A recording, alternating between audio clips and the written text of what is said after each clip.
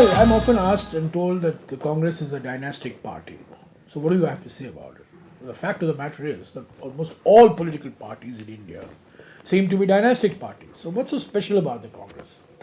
And by the way, the argument about dynasty in politics is different than dynasty, say, in industry or any other area. Although you can say that Indian industry is also dynastic.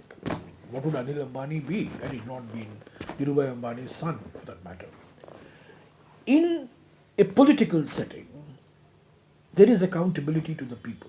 You go back to the people every 5 years. And if you're not acceptable, you're not acceptable. Look at Indira Gandhi.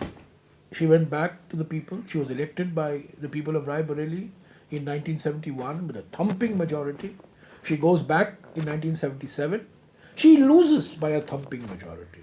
And then she goes back to again in 1980. She wins by a record margin. This accountability factor is very, very important. It's not natural. Of course, there is a initial advantage that you get, but ultimately you're accountable to the people. If the people don't want you, they reject you. And that's not there in any other setting. So there is an element of democratic accountability insofar as political leaders are concerned. The other argument is, the fact of the matter is that people like Jawaharlal Nehru, Indira Gandhi, Rajiv Gandhi certainly, they've had tremendous record, not only of accomplishments to the people, to the country, but also in the case of Indira Gandhi and Rajiv Gandhi, particularly of sacrifice. Ultimately, both of them sacrificed their lives at the altar of certain national values, whether it was secularism or national integrity.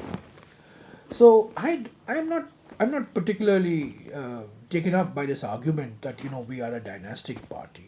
It's natural for people to come into politics, and if you have it, if you deliver, you continue to be a leader. If you don't deliver, the people reject you. And I've given you enough examples of people, of leaders who have come in, who have actually been thrown out by the people. So ultimately, it's the mandate of the people that counts.